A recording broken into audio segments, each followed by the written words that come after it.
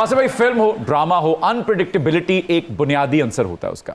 आप एक तस्लीमशुदा राइटर हैं फिर भी एक मुद्दत से आपके सवालात में लाइफ जैकेट, लिफ्ट में बसना, चांद पे जाना क्यों होता है? उन्हें अनप्रिडिक्टेबल क्यों नहीं रखा गया? अगर मैं आपके इस सवाल को इस तरह चेंज करूं कि आपको जो अनप्रिडिक्टेबिलिटी लग रही है वो मेरा ट्रेडमार्क है, ओके तो ट्रेडमार्क नहीं आप नहीं छोड़ सकते। ठीक है। आपके पास कितनी लाइफ जैकेट्स इकट्ठी हो गई है? यार बहुत है अभी। अब तो लोग, अब तो खैर अभी आजकल तो मैं नहीं कर रहा, मैं जरा ब्रेक पे हूँ लाइफ जैकेट से। लेकिन अब तो लोग मुझसे पूछते हैं कि आपके पास अगर हो, आपके पास हो तो क्या हो। मैं कहा यार चलो ठीक है। चले मैं आपको ऑप्शन दे रहा हूँ, आपके पास लाइफ जैकेट हो जी ठीक है, आप किसको देंगे? इफ्तिखार ठाकुर साहब को या कैसर पिया साहब? इफ्तिखार ठाकुर को। कैसर पिया आप ही फुल के रूप में। Exactly, आपने बिल्कुल जवाब खुद ही दे दिया। ऑल्दो वैसे इन दैट केस तो ठाकुर साहब भी फटी। तो मैं वैसे दोनों को ना दूं, अपने पास रखूं, ज्यादा चांसेस है। ठाकुर साहब के बतौर वो एक बहुत जबरदस्त स्विमर भी हैं, आपको पता ही है। और पाकिस्तान के तमाम स्विमिंग पूल्स जो हैं उनमें वो स्विमिंग कर चुके हुए हैं, सबको गंदा कर चुके हैं। ठाकुर साहब या पिया दोनों को मेरे ख्याल से ना दूं तो बेहतर है। बस ठीक है। देखिए आपके पास लाइफ जैकेट होगी तो शो चलेगा। और मुझे स्विमिंग नहीं आती भाई, इसलिए मुझे दो की जरूरत है। The legend of Maula Jatt Bilal Lashari साहब ने आपके साथ लिखना शुरू की थी, लेकिन बाद में उसे मुकम्मल जो है वो नासिर अदीब साहब ने किया। बाद में वो पाकिस्तान की सबसे बड़ी हिट साबित हुई। नासिर अदीब साहब के साथ लिखने का फैसला दुरुस्त था उनका?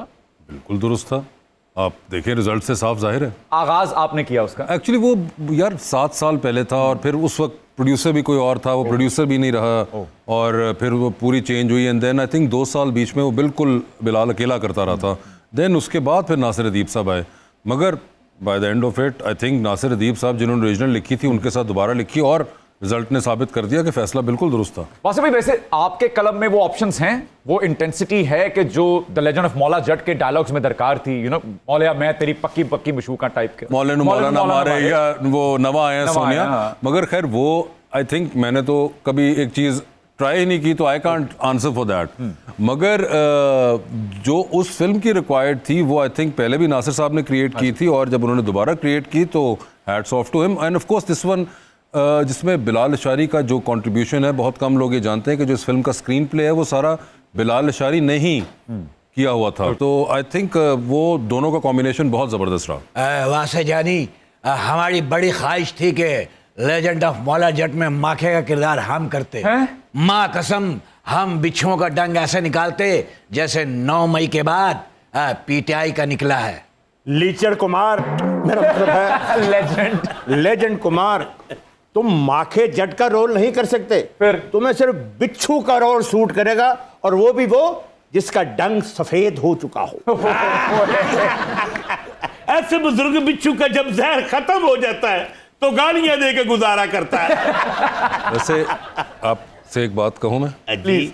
आप जब बोलने लगते हैं तो उससे पहले एक मुझे कोई इशारा रख लें मेरे साथ, क्योंकि वो आप जब बोलते हैं ना तो एकदम वाइब्रेशन मुझे फील होती है, तो वो मैं थोड़ा सा एकदम दिल मुंह में आ जाता है।